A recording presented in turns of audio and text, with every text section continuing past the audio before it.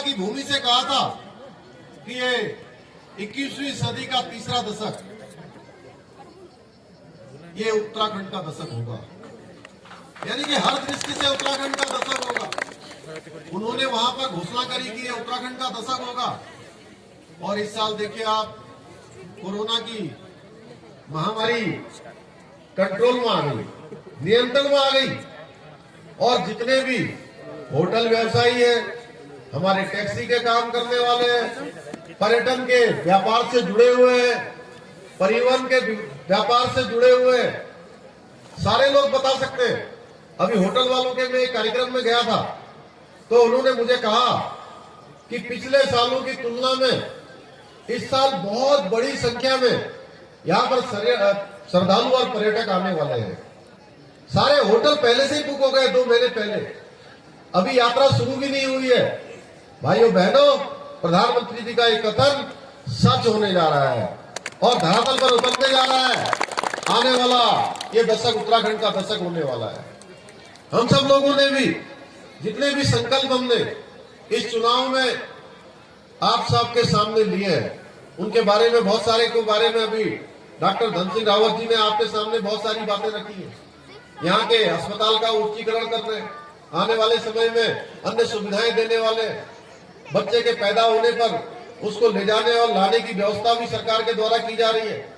अनेकों काम मैं देख रहा था कि अभी कुछ लोग कह रहे थे कि अभी शुरू होने, आप लोग इंतजार करिए। आप निश्चित रूप से मानिए कि जो भी हमने घोषणाएं करी है वो केवल हमारी घोषणा नहीं है, वो हमारे संकल्प है, और संकल्प में कभी कोई विकल्प नहीं होता है, हम उसको पूरा करेंगे। भाइयों बहनों, हमने संकल्प लिया था 12 फरवरी 2022 को, चुनाव से ठीक 2 दिन पहले मैंने उत्तराखंड की जयतुल्य जनता के सामने ये कहा था कि हम उत्तराखंड के अंदर नई सरकार के गठन होते ही, नई सरकार के शपथ ग्रहण होते ही, हम उत्तराखंड के अंदर समान नागरिक संहिता का कानून लाएंगे, जिसके लिए पूरे देश के अंदर लगातार मांग उठती रही है। हमने कहा था उसमें कि उत्तराखंड हमारा देवभूमि है, उत्तराखंड हमारा सैनिक बाहुल्य प्रदेश है।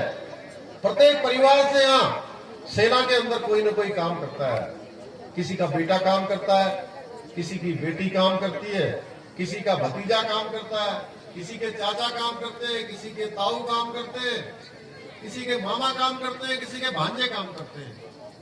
अगर हम पूरे पहाड़ का, पूरे हमारे उत्तराखंड का अगर हिसाब जोड़ेंगे तो शायद कोई ऐसा परिवार होगा जिसके परिवार का सेना या अर्धसेना बलों के अर्धसेना से संबंध नहीं होगा।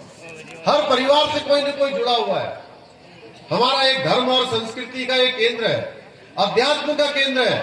हमारे यहाँ की प्राकृतिक संपदाएं हैं। यहाँ पर कितना, अभी धन सिंह जी बता रहे थे, आलू की फसल यहाँ पर होती है बहुत ज्यादा, यहाँ सेब की फसल होती है। एक अलग प्रकार का हमारा यहाँ का भौगोलिक सौंदर्य है, प्राकृतिक सौंदर्य है। दोनों अंतर्राष्ट्रीय सीमाओं से हमारा प्रदेश लगा हुआ है, दोनों अंतर्राष्ट्रीय सीमाएं हमारे प्रदेश से लगी हुई है। तो हमारे प्रदेश के अंदर सबके लिए एक समान कानून होना चाहिए। ये नहीं कि कोई किसी धर्म का है तो वो अलग कानून बनाएगा, वो अलग कानून को मानेगा, कोई अलग संप्रदाय का है, कोई अलग पंथ का है, चाहे कोई किसी धर्म, संप्रदाय, पंथ, किसी भी विशेष समुदाय का होगा, तो उत्तराखंड के अंदर अब सबके लिए एक कानून होगा। हमारी नई सरकार के गठन होते ही हमने इसकी व्यवस्था कर दी है। पहले हमारी मंत्रिमंडल की जो पहली बैठक हुई है, उस बैठक में हमने निर्णय ले लिया है, उसके लिए हम कमेटी बनाने जा रहे हैं, एक उच्च स्तरीय कमेटी। भाइयों बहनों, जिसकी मांग देश के अंदर लंबे समय से उठती रही है। जैसे देश के अंदर धारा 370 समाप्त होने की मांग लंबे समय से उठती रही थी, लेकिन बहुत सरकारें आई बीच में, किसी सरकार में इतनी हिम्मत नहीं हुई कि जिस कश्मीर के अंदर 40,000 से भी ज्यादा लोगों की शहादत हो गई, उस कश्मीर को बचाने के लिए, लेकिन धारा 370 वहां पर समाप्त नहीं हो पाई। इस काम को भी अगर किसी ने किया है, धारा 370 कश्मीर के अंदर समाप्त करने का काम हमारे देश के यशस्वी प्रधानमंत्री नरेंद्र मोदी जी के नेतृत्व में हुआ है। उस प्रदेश, उसमें भी कश्मीर भी अब पूरी तरह से जो धारा 370 के कारण से कानूनी अड़चने थी, वैधानिक परेशानियां थी, वो सारी की सारी दूर हो गई है। भाइयों बहनों, इसी प्रकार से कानून जब लागू हो जाएगा तो उत्तराखंड के अंदर सबके लिए एक समान कानून लागू हो जाएगा। और हमने ये भी अपेक्षा करी है कि हम उत्तराखंड के अंदर इस प्रकार का कानून लागू कर रहे हैं। ये कानून पूरे देश के अंदर लागू होना चाहिए। पूरे देश के अन्य राज्य भी इस कानून को लागू करें, जिस कानून की मांग लंबे समय से होती रही है। इसके साथ साथ अभी धन सिंह जी कह रहे थे, भाइयों बहनों, हमारे यहाँ तीर्थ स्थल है, देवभूमि है पूरी उत्तराखंड। इस उत्तराखंड के अंदर देश के विभिन्न विभिन्न कोनों से लोग आ जाते हैं, उनकी कोई पहचान भी नहीं होती है। कोई आकर कहीं पर बस जाते हैं, कभी कोई बड़ी वारदात करते हैं, कोई आपराधिक घटना करते हैं, कोई ऐसी घटना करते हैं जिससे समाज में अशांति फैल जाती है, कानून व्यवस्था भंग हो जाती है। हमने तय किया है कि उत्तराखंड के अंदर अब जो भी आएगा, हम उसके लिए एक वेरिफिकेशन ड्राइव चलाएंगे, जांच सघन अभियान चलाएंगे। हमारे प्रदेश के अंदर सघन अभियान चलेगा। ये उत्तराखंड किसी के लिए ऐसा और आरामगाह नहीं है कि कोई भी आकर यहाँ रहने लगे, कोई भी यहाँ आकर काम करने लगे, कोई भी यहाँ पर आपराधिक गतिविधियां करने लगे। ऐसे तमाम काम हम करने वाले हैं।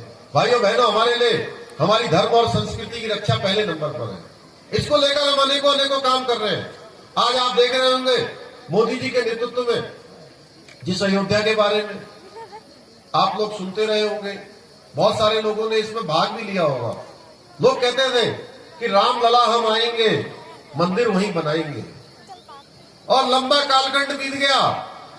मैं 1999 में अयोध्या गया था और मैंने देखा वहां अयोध्या में जहां भगवान राम पैदा हुए, भगवान राम टेंट के अंदर थे।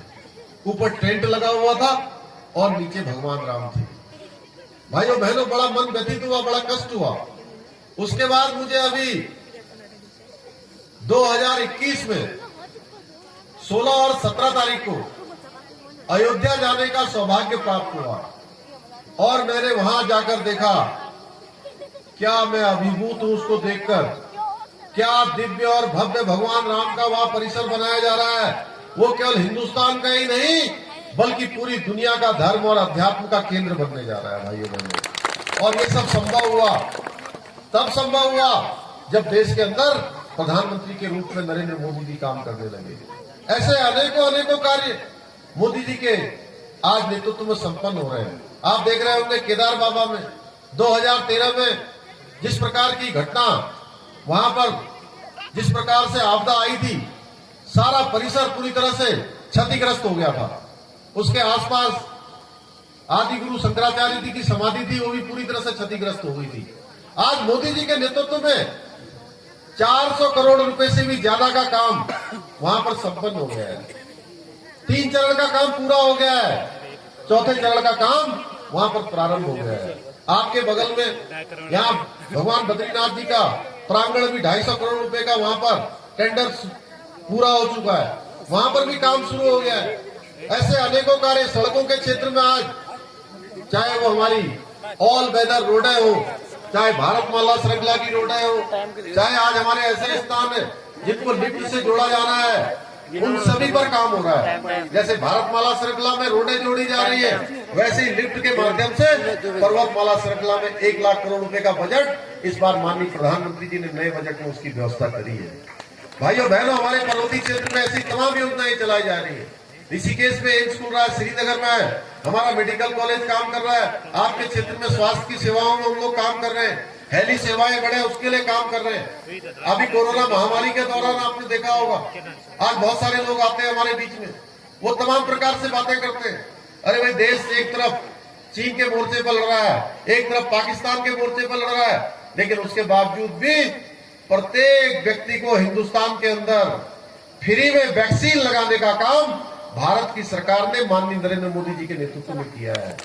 भाइयों बहनों, इससे बड़ी बात है, देश के अंदर 80 करोड़ लोगों को किसी को भूखा न सोना पड़े, किसी को भूखा न रहना पड़े, उसके लिए गरीब कल्याण अन्न योजना चलाई है। हमारे उत्तराखंड के अंदर भी 60 लाख लोगों को सीधे सीधे अन्न देने का काम इस योजना के माध्यम से किया गया है। अनेकों योजनाएं भाइयों बहनों हमने चलाई है। हमने जो वृद्धावस्था की पेंशन थी, वृद्धावस्था की पेंशन परिवार में केवल एक व्यक्ति को मिलती थी। 2 बुजुर्ग होते थे तो 2 बुजुर्गों में से एक को मिलती थी, एक को नहीं मिलती थी। और कई बार झगड़ा भी हो जाता था घर में कि एक को मिल रही है, एक को नहीं मिल रही है। हमने तय किया, हमारी सरकार ने तय किया कि हम अगर 2 बुजुर्ग दंपत्ति हैं तो दोनों दंपतियों को हम पेंशन देने का काम करेंगे। भाइयों बहनों, हमने उसका शासनादेश जारी कर दिया है। हमारे सफाई कर्मचारी है, उनके लिए हमने शासनादेश जारी कर दिया है। 500 रुपए का प्रत्येक दिन का उनका जो है हमने मानदेय निश्चित कर दिया है। आंगनबाड़ी बहनों का हम मानदेय बढ़ा चुके हैं, आशा बहनों का मानदेय बढ़ा चुके हैं, हमारी भोजन माताओं का मानदेय बढ़ा चुके हैं, पीआरटी के जवानों का मानदेय बढ़ा चुके हैं, उपतल के कर्मचारियों का मानदेय बढ़ा चुके हैं, ग्राम प्रधानों का मानदेय बढ़ा चुके हैं। हम नई खेल की नीति लेकर आए हैं। नई खेल नीति में हमने प्रावधान किया है कि अब कोई भी बच्चा, कोई भी बेटा हो या बेटी हो, अगर वो खेलना चाहते हैं, उनके अंदर योग्यता है, क्षमता है, तो अब उनको किसी के आगे हाथ नहीं फैलाना पड़ेगा। उनको खेलने जाने के लिए, उनके रहने के लिए, उनके खाने के लिए सभी प्रकार की व्यवस्थाएं हमने नई खेल नीति में की है। इसके साथ साथ जब वो पदक विजेता हो जाएंगे, पदक विजेता होने के बाद उनकी नौकरी की व्यवस्था भी हमने नई खेल नीति में की है। भाइयों बहनों, हमारा एक ही उद्देश्य है कि उत्तराखंड हिंदुस्तान का श्रेष्ठ राज्य बने। उसके लिए हम लोग काम कर रहे हैं। मैं आज के अवसर पर आप सभी का धन्यवाद करता हूं, विशेष रूप से भाई धन सिंह रावत जी का, कि उन्होंने कहा कि प्रत्येक वर्ष यहाँ पर मेला होता है। और आज मैं, चूंकि आज हमारे बहुत सारे कार्यक्रम लगे हैं, उन कार्यक्रमों में इनको भी जाना है, ये भी साथ ही साथ मेरे जाएंगे। आज मैं आप सबके बीच में आया, बड़ा अच्छा लगा आप सबको देखकर। आप सबके अंदर मैं देख रहा हूं कि आप सब नया उत्तराखंड देख रहे हैं, और हम सबको ये उम्मीद है कि हम मोदी जी के नेतृत्व में उत्तराखंड को आत्मनिर्भर उत्तराखंड बनाएंगे।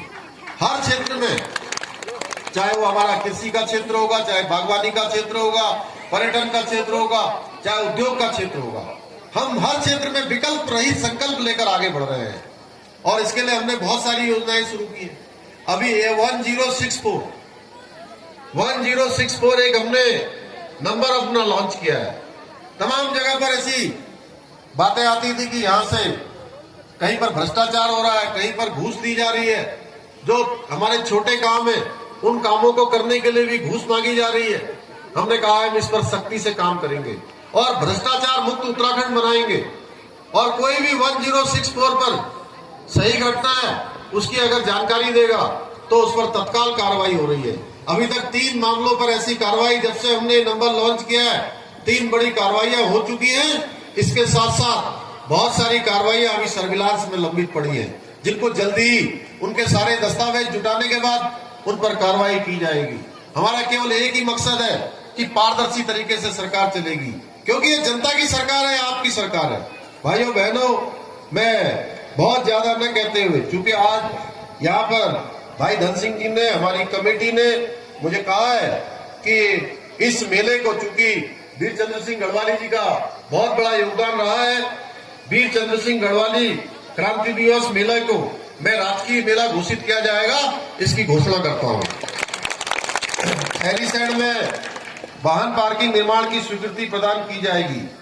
श्रीनगर विधानसभा के अंतर्गत कच्ची सड़कों का डामरीकरण की स्वीकृति प्रदान की जाएगी। देवराड़ी देवी मैदान, गुंगीधार मैदान में मिनी स्टेडियम का निर्माण किया जाएगा। चौरीखाल से कफल मुसेरी लामसिम बैंड थैलीसैंड तक सड़क का निर्माण कार्य किया जाएगा। इसी के साथ साथ अनेकों कार्य, बहुत सारे कार्यों को हम लोग आगे बढ़ा रहे हैं। भाइयों बहनों, चूंकि यह अवसर आज मेले का है, जो प्रमुख चीजें मुझे लगता है कि आप सबके समक्ष रखनी चाहिए। मैं आपको इतना विश्वास दिलाता हूं कि जो आप लोगों ने एक नया इतिहास उत्तराखंड के अंदर बनाने का काम किया है, जो आपने एक मिथक तोड़ा है, आपकी आशाओं के अनुरूप, आपकी उम्मीदों के अनुरूप, आपके विश्वास के अनुरूप हम लोग उत्तराखंड को हिंदुस्तान का श्रेष्ठ राज्य बनाएंगे। उसमें हम सब लोगों को एक साथ चलना होगा, कदम से कदम मिलाकर चलना होगा।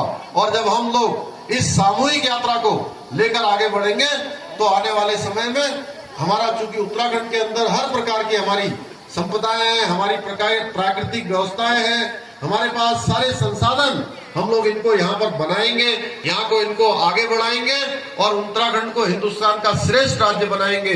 इतना ही सब आप सबसे कहते हुए, आप सबको पुनः धन्यवाद करते हुए, मेला कमेटी को पुनः अपनी तरफ से शुभकामनाएं देते हुए कि वो जिस प्रकार से कार्यक्रम आयोजित करते हैं, निश्चित रूप से यह हमारे आने वाली पीढ़ियों के लिए एक अनुकरणीय है। उनके लिए कहीं न कहीं उनकी स्मृति में हमेशा बने रहे। हमारे जो वीर हैं, जो हमारे महावीर हैं, जिन्होंने हमारे देश के लिए, हमारे प्रदेश के लिए जिन्होंने काम किया है, वो आने वाली नौजवान पीढ़ी उनको हमेशा अपनी स्मृति में रखें। आपने इसके लिए कार्यक्रम किया, आप सबका बहुत बहुत धन्यवाद। भारत माता की